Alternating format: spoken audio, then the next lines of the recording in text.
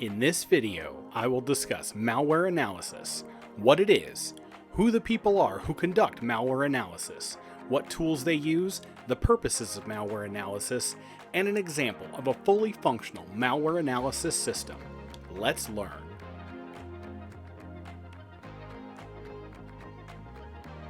What is malware analysis? Malware analysis is the digital dissection of various types of malware for the purposes of research and preparation for various types of cyber attacks. Similar to how a doctor takes a sample of a germ, bacteria, or virus and places it under a microscope for study, information security professionals study all sorts of nefarious malware for lots of useful purposes. What information security professionals use to conduct malware analysis is that they use a safe, isolated environment, such as Flare VM, more on that later, to allow the malware to exploit a computer so that they can figure out how it works. Once the researcher figures out how it works, they can develop countermeasures to quarantine and at best, eliminate the malware from a computer or network. Another useful reason that researchers study malware is to determine who made it. Just as famous artists have a unique look that can be noticed in each of their projects, black hat or bad hackers have their own tendencies, so by studying various pieces of malware, researchers can look for similarities between them to help figure out who made it. As a researcher studies more pieces of malware, they are able to determine what countermeasures need to be in place to help limit malware from being able to carry out its dangerous activities. For example, many types of malware, such as the famous WannaCry executable that struck in May of 2017, can strike if a Windows computer doesn't have proper updates installed.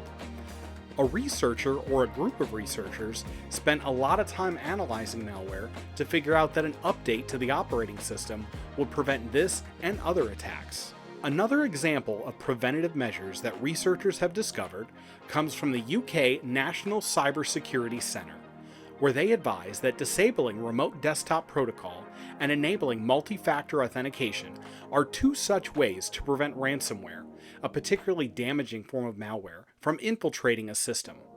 So what is this sandbox environment that researchers use? As mentioned previously, a sandbox allows researchers to examine and figure out how malware works. As I mentioned earlier, medical researchers study different germs, and while they study them, they have to take measures to avoid becoming infected by the germs that they study. They may use lab coats that create a barrier between themselves and the pathogen, among other things. Security researchers use an operating system, most likely in a virtual environment, that is isolated from other computers on their network in order to prevent the entire network from being infected. There are a few keys to success that a researcher needs to consider to keep a piece of malware from breaking through the sandbox and causing problems for their network.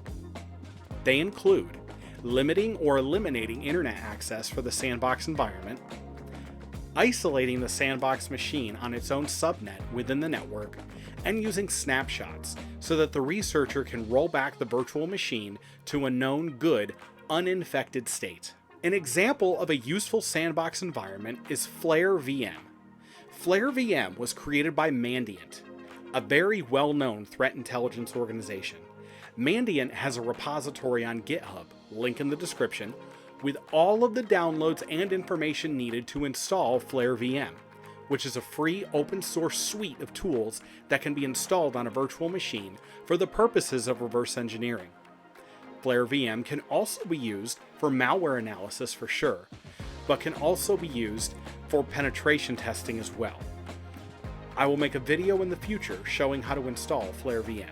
Questions for discussion. Where are you in your tech journey? Are you interested in studying malware analysis?